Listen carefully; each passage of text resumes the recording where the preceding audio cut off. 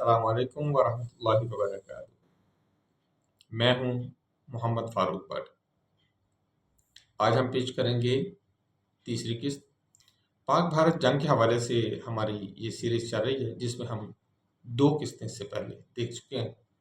पहली किस्त में हमने राफेल के फेल होने की बात की थी और इस मामले में टेक्नोलॉजी की लीकेज कैसे हुई और पाकिस्तान ने इस टेक्नोलॉजी की लीकेज से फ़ायदा कैसे उठाया और राफेल को फेल कैसे किया, हमने इस पे आपको पहली किस्त में बताया।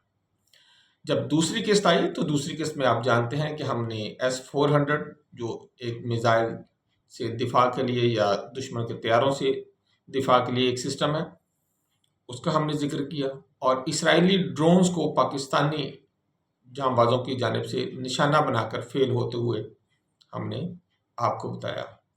यहाँ भी वही हुआ, यानी कि टेक्नोलॉजी का फेलियर हुआ और भारत को शामात हुई। आज तीसरी किस्त है। आज की किस्त में हम बात करेंगे कि पाकिस्तान की जानिब से फेल किए गए राफेल तैयारों की भारत नई खरीदारी में मसरूफ़ है। मैं आपको भारत और फ्रांस के दरमियान मुबैना डील के बारे में दस्तयाब मालूमात की बुनियाद पर तफसील से बताता हूँ। ये मालूमात हमने हालिया वेब सर्चेस पर मबनी है, जो अगस्त 2025 तक की है। एक बात नोट कर लीजिएगा कि ये डील्स अभी तक हतमी तौर पर मुकम्मल नहीं हुई हैं। इस पर दोनों गवर्नमेंट्स के अभी तक दस्तखत नहीं हुए हैं, बल्कि बातचीत और तजावीज़ की सतह के ऊपर ये कुछ सिलसिला चल रहा है। मुस्तकबिल में इसमें कुछ तब्दीलियां हो सकती हैं, क्योंकि भारत उसमें अपनी कुछ मज़ीद जो शराइत हैं वो दाखिल करना चाहता है। बहरहाल मैं हर पॉइंट पर ज़राए का हवाला भी दूंगा। वैसे मैं हर पॉइंट पर तो अगर मैं ज़राए का हवाला देना शुरू करूँ तो आप बड़े हो जाएंगे, क्या उसे कहते हैं हम, हाँ, आप बोर हो जाएंगे। तो मैं इस तरह करूँगा कि जब मेरे ये सारा मुकम्मल होता है तो मैं फिर जहाँ जहाँ से हमने ये तहकीक की, मैं उनमें से कुछ जो लिंक हैं मैं उनका आपको बताता हूँ। फिर बहरहाल भारत की फ्रांस से 114 नए राफेल खरीदने की डील हो रही है। ये एक नई बात है हम सब के लिए। 26 जहाज़ों की तो उन्होंने डील कर ली हुई है, वो तो अप्रैल में तय हो गई थी, जब उन्होंने 26 राफेल जहाज जो हैं वो अपने बहरी बेड़े के लिए जो है वो पसंद किए और उनके लिए उसका ऑर्डर दिया। 60,000 करोड़ रुपए, या जिसको हम कहते हैं 7 से 8 अरब डॉलर जो है उसका ये ऑर्डर था। भारत की एयरफोर्स ने फ्रांस से 114 जो इजाफी राफेल जंगी तैयारों की खरीदारी के लिए एक लेटर ऑफ रिक्वेस्ट जारी किया है। ये बेसिकली डील है हुकूमत से हुकूमत की बुनियाद पर। इसको G2G कहा जाता है। ऐसी डील जो है इसके अंदर टेंडर नहीं किए जाते, ये बराह रास्त की जाती है दो गवर्नमेंट्स के दरमियान। और ये एक ऐसी डील है जिसे कहा जा रहा है कि ये MRF यानी कि multi role fighter aircraft Rafale की डील ये हो सकती है। ये तजवीज़ जुलाई के आखिर और अगस्त के शुरू में सुनाई देना शुरू हुई थी इस साल, यानी कि 2025 में। और इसका मकसद भारतीय एयरफोर्स के स्क्वाड्रन की तादाद जो अब घटकर 29 हो जाएगी या बल्कि हो चुकी है, उसको 42 तक ले जाने की कोशिश है, यानी कि 42 तक ले जाने की कोशिश है। बहरहाल ये डील अभी तक, जैसे मैंने पहले कहा, अभी दस्तखत नहीं हुए हैं, बातचीत जारी है। इसमें राफेल का जो वर्जन F4 है वो शामिल किया जा सकता है। इसमें भारत जो है वो कोशिश कर रहा है कि राफेल के कुछ तैयारे जो हैं वो कम से कम भारत में तैयार किए जाएं, चाहे वो खाली असम्बली क्यों ना हो, क्योंकि असम्बलिंग ही अपने मुल्क में जो इनके बेवकूफ़ अवाम है उनको दिखा के ये कह सकते हैं कि ये राफेल भी हमने अपने बना लिए। बहरहाल क्या कह सकते हैं। इस हवाले से मैं आपको बता दूं कि ये जो अभी तक मैंने आपके साथ जिक्र किया, इसका रेफरेंस था idrw.org, फिर हमने ये लिया armyrecognition.com से, फिर defense-security-asia.com से और aerotime.aero से। हम आगे चलते हैं। सवाल ये पैदा होता है कि क्या फ्रांस भारत को राफेल का सोर्स कोड दे देगा। सरतोड़ कोशिश जारी है भारत की। मैं कहता हूँ पाँव पड़ गया है फ्रांस वाले मेरा ख्याल है 2 बूट और फिर 2 बूटों के अंदर 4 जुराबें पहन के बैठे हुए हैं कि इतनी जोर जोर से ये उनके पाँव पकड़ रहे हैं। फ्रांस ने अब तक राफेल के सोर्स कोड शेयर करने से इनकार ही किया है। ये कोड राफेल में मकामी हथियारों को इंटीग्रेट करने और राफेल के मुख्तलिफ जो सिस्टम्स हैं उनको अपग्रेड करने के लिए ज़रूरी होता है। मई 2025 में फ्रांस ने भारत की दरख्वास्त मुस्तरद कर दी थी क्योंकि ये उनकी इंटेलेक्चुअल प्रॉपर्टी और टेक्नोलॉजी की हिफाजत का मामला था और इस बारे में वो बिल्कुल भी एतबार नहीं कर सकते इंडिया के ऊपर। इंडिया से तकरीबन सारी कौमों का एतबार उठ गया। नई डील में भी इसकी तवक्को बहुत कम, तकरीबन नामुमकिनात में से है, क्योंकि फ्रांस राफेल को आलमी मार्केट में फ़रोग करना चाहता है और टेक्नोलॉजी के लीकेज का खतरा नहीं लेना चाहता। ताहम भारत इस बात पर बजिद है और बात जारी रखे हुए है। अब अगला सवाल ये पैदा होता है कि क्या फ्रांस भारत के साथ मिलकर भारत में राफेल तैयार करेगा? हाँ, इसे हम कह सकते हैं, जी हाँ, किसी हद तक ये सुनने में आ रहा है कि कुछ शराइत की बुनियाद पर कुछ तैयारे शायद भारत में बनाए जाए। फ्रांस की कंपनी दासो एसोसिएशन, मैंने पिछले 20 व्लॉग में भी बताया कि हम इसको डसॉल्ट पढ़ते हैं, जबकि मैंने जो फ्रेंच लोग को सुना है तो वो फ्रेंच लोग इसको दासो कहते हैं। तो दासो एविएशन और भारत की टाटा एडवांस सिस्टम्स ने जून 2025 में एक मुआहिदा किया जिस मुआहिदे के तहत राफेल की जो फ्यूजलाज हम कहते हैं, ये जो इसका पूरी बॉडी होती है जिसके ऊपर होते हैं, इसके पर होते हैं जहाज के, उसकी दुम नज़र आ रही होती है, इसकी जो चोंच नज़र आ रही होती है, तो ये वाला जो मेन इसकी जो बॉडी है जिसके ऊपर सारा कुछ लगता है उसको फ्यूजलाज कहते हैं। यानी कि त्यारे का मरकजी जिस्म जो है ये भारत में तैयार किया जाएगा। यहाँ तक तो तकरीबन कन्फर्म है।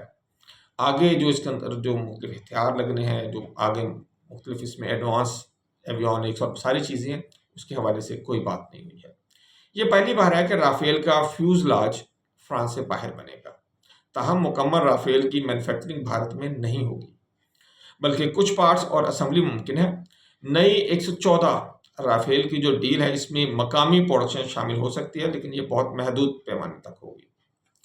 अच्छा, सवाल ये फिर पैदा होता है कि क्या फ्रांस भारत के कहने पर पाकिस्तान और उसके दोस्त ममालिक को राफेल और दीगर हथियार बेचना बंद कर देगा? सोचने वाली बात है, क्या ऐसा हो सकता है? जी नहीं, ऐसी कोई बात नहीं। रीज़न क्या है? कोई इशारा इस बारे में नहीं है कि फ्रांस टेक्नोलॉजी लीकेज के खदशे की वजह से पाकिस्तान या इसके इत्तहादियों को, जैसे कतर है, मुत्तहिदा अरब अमारात है, मिस्र है, इंडोनेशिया है, इनको राफेल या दीगर हथियार बेचना बंद कर देगा। ऐसी नहीं है। फ्रांस राफेल को आलमी मार्केट में फ़रोख्त करता है और अब तक 323 यानी कि 323 तैयारे बरामद कर चुका है।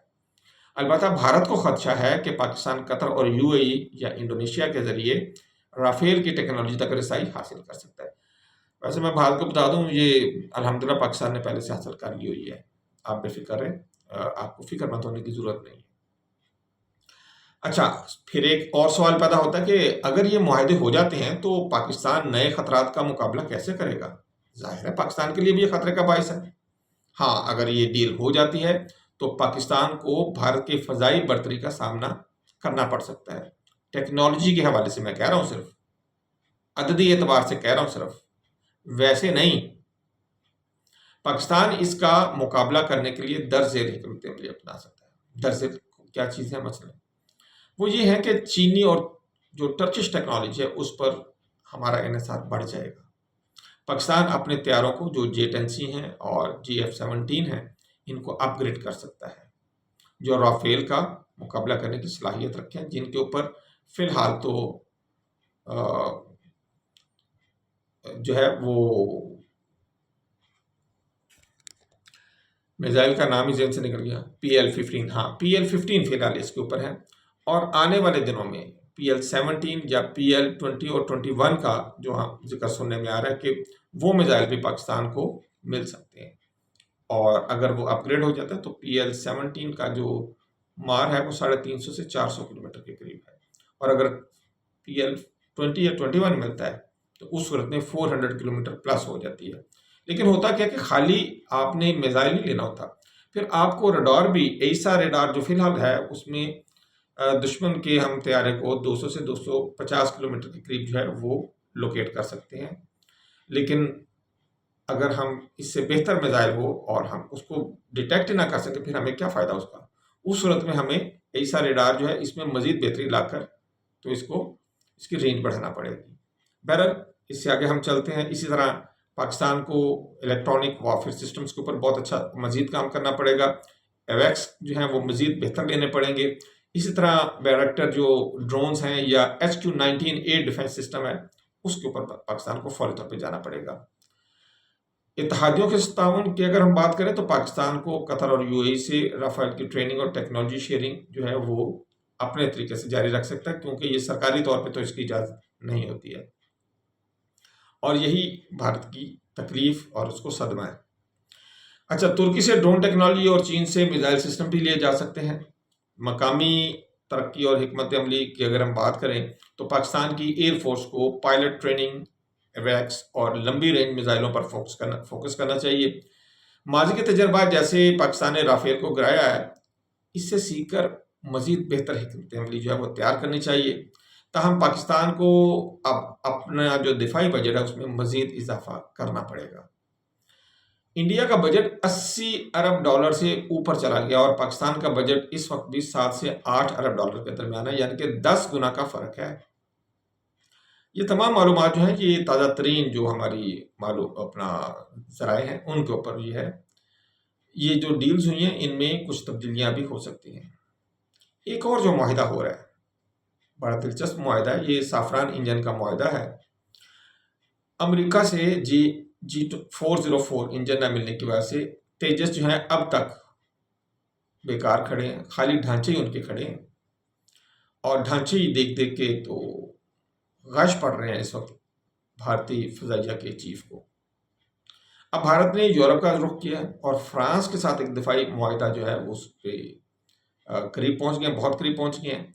भारत और फ्रांस की company Safran 120 kilo newton thrust वाले इंजन की मुश्तरका तैयारी करेंगे और इसके लिए एक मुआहिदा भी हो गया इनका। ये करेंगे किसके लिए? बेसिकली तेजस के बाद जो इनका अगला प्रोजेक्ट था, तेजस MK1 और MK2 इन्होंने बनाना था, खैर वो तो अभी तक इनसे नहीं बन सका। अब इनका प्रोग्राम यह है कि ये MK बनाएंगे, यानी कि एडवांस्ड मीडियम कॉम्बैट एयरक्राफ्ट। बकौल इंडिया के ये 4.5 प्लस जो है ये तैयारा बनाएंगे, उसके लिए जा रहे हैं। ये डील तकरीबन 61,000 करोड़ रुपए या तकरीबन 7.4 बिलियन डॉलर की होगी और इंजन की जो कोर डेवलपमेंट है वो 2029 तक मुकम्मल होने की उम्मीद है, यानी कि 2029 तक तो इसके ऊपर अभी काम होगा भी। इंजन ये वजूद में आया भी नहीं है, इस पर काम हो। अच्छा, इसमें भी इंजन के ज़्यादातर पार्ट्स तकरीबन 70 से 80% के जो करीब जो पार्ट्स हैं ये फ्रांस से ही आएंगे, जबकि इंडिया में उसकी सिर्फ असेंबली लाइन ही होगी। सफरान भारत में इंजन की मैन्युफैक्चरिंग करेगी और भारत को मुकम्मल इंटेलेक्चुअल प्रॉपर्टी राइट्स भी मिलेंगे। अच्छा, मुआहिदा जो है ये जुलाई और अगस्त 2025 में इसका ऐलान किया गया था। ये इंजन 2100 यानी कि 2100 के टरबाइन इंजन टेम्परेचर के साथ होगा, जो भारत की फ़िज़ाई ताकत को बढ़ाने में मददगार हो सकता है। ये दो जो डील्स हैं ये भारत की फ्रांस के साथ चल रही हैं और मैंने जैसा कि अपने फ्रंट पेज देखा होगा वहाँ भी मैंने जिक्र किया कि पहले तो इनके 3 से 5 हमने राफेल गिराए हैं, 3 की तो खैर कंफर्मेशन हो गई है। तो ये जो 114 तैयारे भारत मजीद लेना चाह रहा है, तो मेरा ख्याल है कि भारत ये चाह रहा है कि पहले हमने 3 गंवाए हैं तो अब मजीद जो है वो, क्योंकि वो इस तरह तो कम हो जाएंगे, तो मजीद तैयारे लिए गए हैं ताकि पाकिस्तान को तबाह करने के लिए मजीद तैयारे मुहैया किए जा सकें। बहरहाल हमारी जो अगली किस्त होगी, मैंने आपसे जिक्र किया था, आप दोस्त के हवाले से मैं आपसे बात करूंगा। जर्मनी के साथ भारत का एक मुआहिदा चल रहा है, उसके ऊपर मैं डिटेल आपको बताऊंगा वो आप दोस्त क्या है, उनकी खसूसियात क्या हैं और जर्मनी कब इन्हें देगा, कितनी है वो, पाकिस्तान के पास उसके मुकाबले में कितनी आबदोज़ी हैं, मज़ीद कितनी आ रही हैं और आबदोज़ों के हवाले से पाकिस्तान और इंडिया का क्या मुआवजा है। ये मैं आप कोशिश करूँगा कि आपको चौथी किस्त में ये मुहैया कर दूँ ये सारी मालूमात। आज तक के लिए इजाज़त दीजिएगा। अल्लाह हाफ़िज़। एक रिक्वेस्ट है आपसे कि मेरा चैनल सब्सक्राइब कीजिएगा। अल्लाह हाफ़िज़। अस्सलामु अलैकुम वरहमतुल्लाहि वबरकातुहू।